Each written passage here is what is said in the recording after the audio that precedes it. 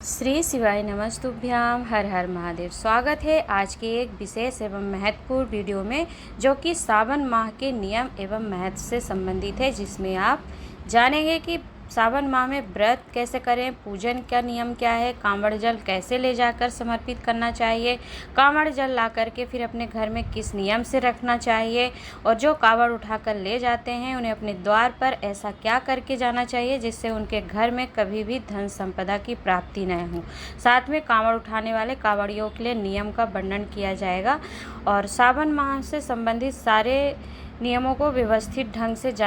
बताने का प्रयास किया जाएगा आपके लिए कि आपको पशुपति व्रत करना चाहिए, चातुर्मास का व्रत करें ना करें, इस बीच में क्या पशुपति व्रत कर सकते हैं। तो संपूर्ण जानकारी आपको वीडियो के माध्यम से बताने का प्रयास किया जाएगा, तो वीडियो में अंत तक जरूर बने रहिएगा। यदि आप बीच में छोड़ेंगे तो सावन माह से संबंधित सारे नियमों को व्यवस्थित ढंग से आप तक पहुँचाने का प्रयास किया जा रहा है, तो वो आपसे छूट पाएगा और आवश्यक एवं तथ्यपूर्ण जानकारी से वंचित रह जाएंगे। तो चलिए देर नहीं करते हैं, सबसे पहले हम जानेंगे कि सावन माह में व्रत करने का क्या नियम विधान है। देखिए, सावन माह में जब आप व्रत करेंगे तो सावन सोमवार के व्रत जो लोग करते हैं, नियम है सावन सोमवार का व्रत करने का, उसका बहुत फल प्राप्त होता है। यदि आप सावन के सोमवार का व्रत कर लेते हैं तो आपको वर्ष के पूरे व्रत का पुण्य फल प्राप्त होता है। तो भगवान शंकर का सावन का माह बहुत ही प्रिय होता है उनकी भक्ति के लिए, उनकी आराधना के लिए, जो कि सर्वश्रेष्ठ एवं सारे माहों में सर्वश्रेष्ठ माह सावन का माह और अति प्रिय देवाधिदेव महादेव को है। तो इसमें नियम है कि यदि कोई सावन सोमवार के व्रत पहले से रख रहे हैं आप, तो आपको क्या करना है, आप सावन सोमवार के माह में सावन के व्रत रखिए। उस बीच में यदि आपकी इच्छा होती है कि मैं 5 सोमवार का सावन का भी सोमवार कर लूं और पशुपति भी व्रत हो जाए, तो ऐसा नियम विधान हमारे शास्त्र वर्णन नहीं करते हैं। सावन सोमवार के व्रत में आपको पशुपति व्रत का नियम नहीं लेना है, व्रत नहीं करना है। यदि आप सावन के सोमवार पहले से नहीं रखते हैं या नियम नहीं करते हैं, तब आप पशुपतिनाथ का व्रत कर सकते हैं। लेकिन यदि सावन का व्रत रखते हैं आप, तो फिर आप पशुपति व्रत ना रखें। जब सावन का माह बीत जाए उसके पश्चात ही आप फिर पशुपतिनाथ का व्रत रख सकते हैं। दोनों व्रत आप सावन के और सावन सोमवार के व्रत एवं पशुपति व्रत नहीं रखेंगे, केवल एक ही व्रत रखेंगे। जो सावन का व्रत करते हैं वो सावन का व्रत करेंगे, और जो सावन सोमवार के व्रत नहीं करते हैं तब वो पशुपति व्रत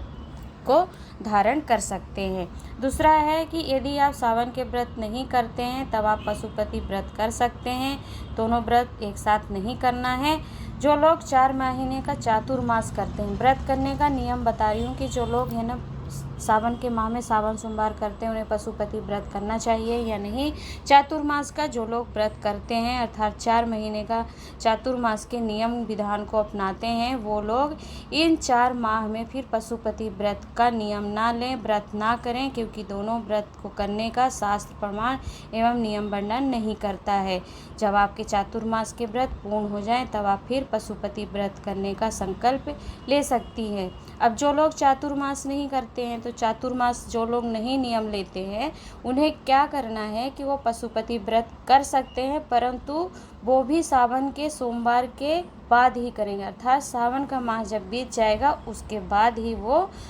अपने पशुपति व्रत का नियम का संकल्प ले सकते हैं, किसी कामना के लिए या फिर किसी इच्छा को यदि आप रखते हैं। तो आशा करती हूँ कि आप समझ पाए होंगे कि पशुपति व्रत चातुर्मास में करना चाहिए या नहीं, सावन के बीच में करना चाहिए या नहीं। आपको फिर भी कुछ संशय हो तो पूछिएगा, हम उसे बताने का प्रयास करेंगे। चलिए जान लेते हैं अगली जानकारी, जो कि पूजन विधान को ही लेकर है कि सावन के माह में क्या करना चाहिए। तो सावन के माह में देखिए, पूजन करने का नियम जो है, पार्थिव शिवलिंग निर्माण करके उसका पूजन विधान का नियम हमारे शास्त्र वर्णन करते हैं। यदि किसी कामना को रखते हैं आप या किसी विशेष फल की प्राप्ति की इच्छा रखते हैं, तो यदि सावन के माह में मिट्टी से पार्थिव शिवलिंग का निर्माण आप विशेष तिथियों, जैसे कि सावन के सोमवार हो गए, प्रदोष तिथि हो गई, शिवरात्रि तिथि हुई, जो कि मासिक में शिवरात्रि पड़ती है, एक उसमें आप इस उपाय को कर सकते हैं, अर्थात कि पार्थिव शिवलिंग का निर्माण करके पूजन विधान कर सकते हैं, क्योंकि सावन के माह में पार्थिव शिवलिंग निर्माण पूजन का विधान बहुत शास्त्रों में वर्णन करते हैं और इसका फल कई अनंत गुना प्राप्त होता है, जो कि आपकी मनोकामना पूर्ति और कार्य सिद्धि को प्रदान करने वाला होता है। इसलिए आप सभी सावन के माह में एक दिन पार्थिव शिवलिंग का निर्माण करके 3 पहर की पूजा अर्थात रात्रि में पूजन अवश्य करें। यदि आप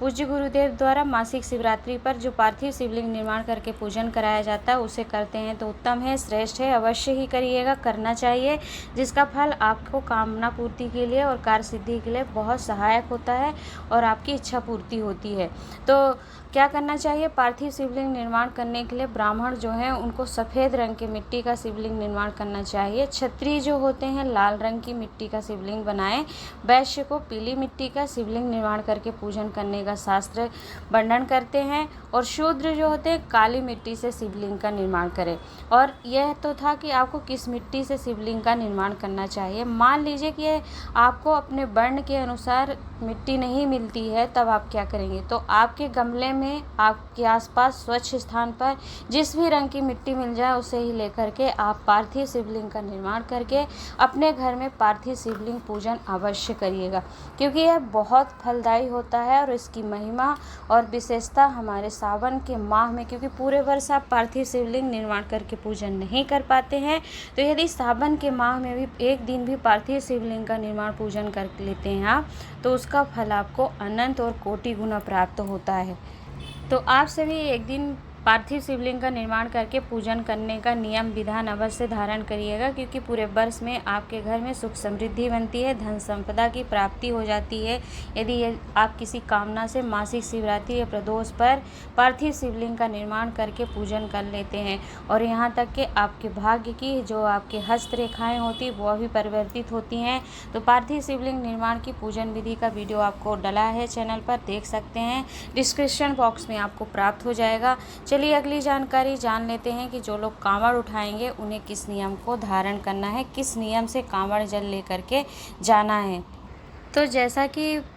शास्त्र प्रमाण देते हैं और वर्णन में कर चुकी हूँ कि सावन माह में कांवड़ जल समर्पित करने का शास्त्र नियम विधान वर्णन करते हैं। तो कांवड़ जल समर्पित करने का भी एक सही नियम होता है कि आपको 2 लोटे जल को किस प्रकार कैसे लेकर के जाना है, समर्पित करना है। तो यह जानकारी ध्यानपूर्वक सुनिएगा। अब मान लीजिए कि जो कांवड़ उठाकर ले जाते हैं किसी पवित्र नदी का स्वच्छ जल भर करके अच्छे तीर्थों पर जाकर के, जैसे उज्जैन महाकाल हो गया, काशी विश्वनाथ हो गया या ज्योतिर्लिंग में जाकर समर्पित करते हैं, तो उन्हें ध्यान रखना है कि जब वह अपने घर से कांवड़ भरने के लिए जिस भी नदी में जाएं, तो अपने घर के द्वार पर दोनों दरवाजे की तरफ कुमकुम से 2 स्वास्तिक का निर्माण करके जाएं। और जैसे युवा बच्चे हैं, बच्चियां हैं, अपनी जो भी कामना है, नौकरी, कंपटीशन या जिस भी कामना से वह कांवड़ जल शिवलिंग पर समर्पित करने जा रहे हैं, तो स्वास्तिक का निर्माण करके द्वार पर और अपनी कामना को बोलकर कि हे बाबा, मैंने मेहनत किया है, अब सारी ज़िंदगी सारा कार्य जो है आपके भरोसे छोड़कर आपको कांवड़ जल समर्पित करने आ रहा हूँ, तो आप ऐसी कृपा करिए, जैसी भी आपकी प्रार्थना हो वैसा करके कुमकुम से 2 स्वास्तिक दरवाज़ों के दोनों तरफ बनाकर फिर अपने मन की कामना करके आप निकल जाइए। फिर क्या करेंगे आप? जब आप कांवड़ जल जा कर के चढ़ाएँगे, तो कांवड़ जल भी चढ़ाने का एक नियम होता है, उसको आगे भी बताऊँगी। तो सबसे पहले ये जान लीजिए आप कि आप स्वास्तिक बनाकर जाएंगे और फिर जब आप कांवड़ का जल लेकर के आएंगे चढ़ा करके, तो वहाँ से जो जल लाए हैं उस जल का आपको सिंचन अर्थात छींटा मारना है दोनों स्वास्तिक के ऊपर और फिर घर के अंदर प्रवेश करना है। तो ऐसा यदि नियम आप करते हैं, जो कि शास्त्र संबद्ध और सही नियम है, धारण करेंगे आप, तो आपको निश्चित ही धन संपदा की प्राप्ति होती है और कभी भी आपके घर में कमी नहीं आती है। अब जो नारियां संतान प्राप्ति के लिए कांवड़ उठाएंगी, जैसे कि सीहोर कुबेरेश्वर धाम में सीवन नदी का पावन जल लेकर के कुबेरेश्वर धाम में चढ़ाया जाता है, तो जिसकी तारीख पूज्य गुरु जी ने निश्चित कर ली है, उसे भी आप जान लीजिए कि 17 अगस्त 2024 दिन शनिवार प्रदोष तिथि के दिन रखा गया है। तो जो नारियां वहां कांवड़ चढ़ाने जाएंगी या किसी भी मन्नत से, कामना से किसी भी स्थान पर कांवड़ का जल लेकर के जाती हैं तो वो क्या करेंगी, किस नियम से संतान प्राप्ति के लिए कांवड़ जल को समर्पित करेंगी। आप क्या करेंगे, जब आप अपने घर से निकलेंगे तो स्वास्तिक का निर्माण आपको भी करना है और प्रार्थना करनी है। अपनी झोली में थोड़े से मुट्ठी भर चावल रखने हैं, चावल जिनके पास है वो रख लें, या फिर आपके घर में धान है जिससे कि चावल निकलता है, वो धान ही आप अपने कमर में बांध लीजिए और बांध करके फिर पवित्र नदी का जल लेकर के जब आप सीहोर कुबेरेश्वर धाम या किसी आसपास के शिवलिंग में या फिर ज्योतिर्लिंग में या फिर तीर्थों में, शिवालय में जा कर के आप उस कांवड़ जल को समर्पित करें, तो आप यह कामना करके घर से जाइए कि हे बाबा मेरी झोली खाली है, आपको झोली भरना है, अब मेरी ज़िंदगी आपके भरोसे है।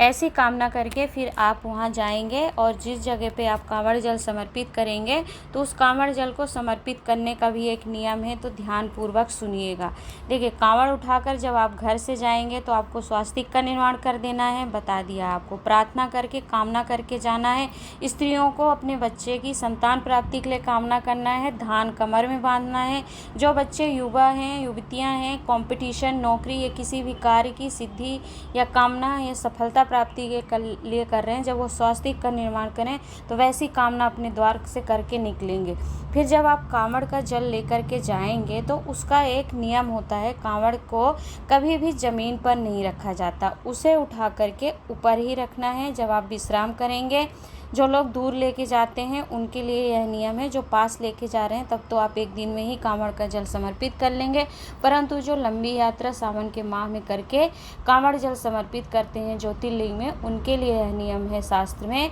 कि वो जब कांवड़ लेके जाएं तो उनको 2 बातों का ध्यान रखना चाहिए कि उस कांवड़ को जो आप लेकर के गए हैं किसी ऊंचे स्थान पे रखें और नीचे ज़मीन पर नहीं रखना चाहिए। अब जब आप विश्राम करेंगे तो उस पर कांवड़ का जो आपका कलश है, लोटा है, जो भी लेकर के गए हैं पात्र, उसमें किसी जीव जंतु का मुंह नहीं लगना चाहिए, अर्थात वह उस जल को जूठा ना करें, ऐसा नियम शास्त्र वर्णित करता है। तो यह थी बात कि जो लंबे दूर तक कांवड़ जल लेकर के जाते हैं और समर्पित करते हैं तो उन्हें नियम धारण करना है। और अगली बात जान लेते हैं, चलिए, कि कांवड़ जल जो आप घर से लेकर के या किसी भी नदी से लेकर के समर्पित करते हैं शिवालय में, तो वहाँ किस प्रकार समर्पित करेंगे और उसका क्या नियम है, क्योंकि यह आपको धन, संपदा, यश, वैभव, कीर्ति सभी प्राप्त हो जाता है यदि आप कांवड़ जल को ले जा कर के मन से, भाव से, विश्वास से और पूरी श्रद्धा से, नियम पूर्वक के विधान से समर्पित करते हैं। तो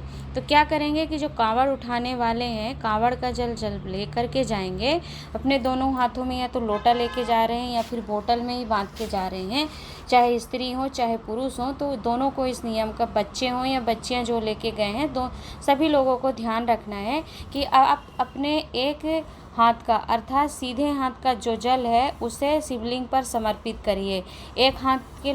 हाथ में जो आपने लोटा लिया है उसके जल को थोड़ा सा चढ़ाइए, पूरा नहीं चढ़ाना है, थोड़ा सा आपको बचा लेना है।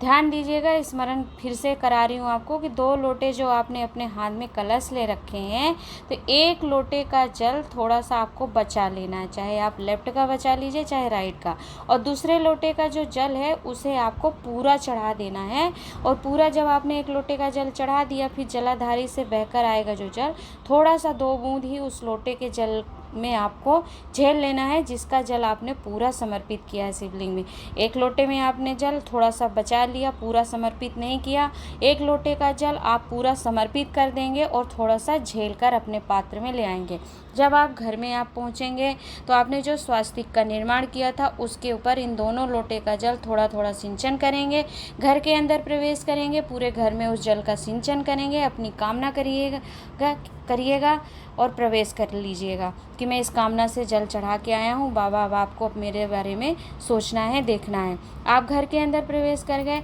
अब क्या करना है,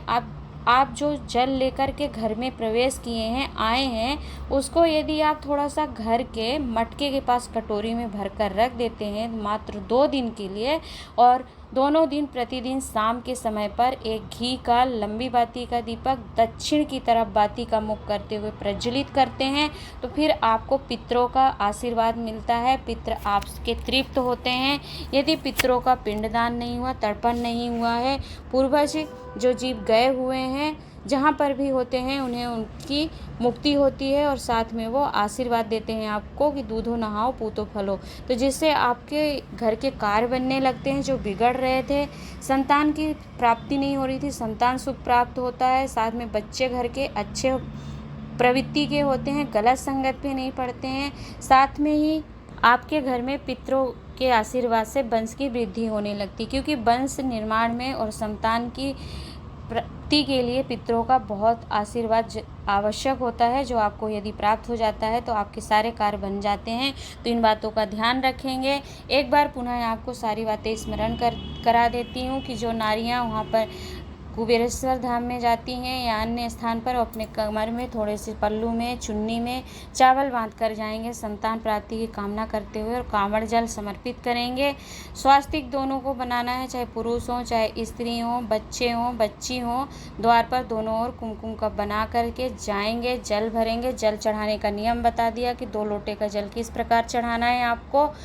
तीसरी चीज़ याद रखनी है, जब आप उस जल को झेल कर लाएं तो आपको दोनों स्वास्तिक पर सिंचन करना है, घर के मटके के पास रखना है, 2 दिन तक दीपक प्रज्वलित करना है। अब जो आपने जल रखा है कांवड़ का ला करके मटके के पास, प्रश्न आएगा कि उसका क्या करना है 2 दिन बाद, तो आप उस जल को आप अपने घर में पूरा सिंचन कर दीजिए और थोड़ा सा आप उसका प्रसाद स्वरूप में आचमन भी कर सकते हैं या फिर किसी पवित्र पौधे पर उस जल को डाल भी सकते हैं। तो यह नियम आप निश्चित रूप से धारण करिएगा। जो लोग पशुपतिनाथ का व्रत कर रहे हैं वो ध्यान देंगे कि सावन के सोमवार में आपको व्रत एक ही करना है, या तो सावन के सोमवार के व्रत करते हैं तो उसे करिए या फिर पशुपति व्रत करिए। दोनों व्रत साथ साथ नहीं किए जाएंगे। जो लोग चातुर्मास का व्रत नियम करते हैं वह सावन माह के व्रत के बाद फिर 4 महीने जब बीत जाएंगे, चातुर्मास का नियम पूर्ण हो जाएगा, तो कार्तिक माह के बाद फिर आपको इस नियम को लेना है, अर्थात पशुपति व्रत आप कर सकते हैं। आशा करती हूँ कि व्यवस्थित ढंग से आपको सावन माह से जुड़े हुए हर एक बात को रखने का, स्पष्ट रूप से बताने का प्रयास किया गया है, जो कि कांवड़ जल और कैसे समर्पित करना चाहिए, पार्थिव शिवलिंग निर्माण पूजन विधान, तो आप सब समझ पाए होंगे। फिर भी यदि आपके मन में किसी भी प्रकार का प्रश्न आता है तो आप पूछिएगा कमेंट बॉक्स में, हम उसे बताने का प्रयास करेंगे। वीडियो उपयोगी रही है, लाभप्रद लगी है आपको तो और लोगों तक पहुंचा दीजिएगा। साथ में चैनल सब्सक्राइब अवश्य कर लीजिएगा, क्योंकि आपको आगे भी ऐसी जानकारी प्राप्त होती रहेगी। हर हर महादेव, नमः शिवाय। ओम।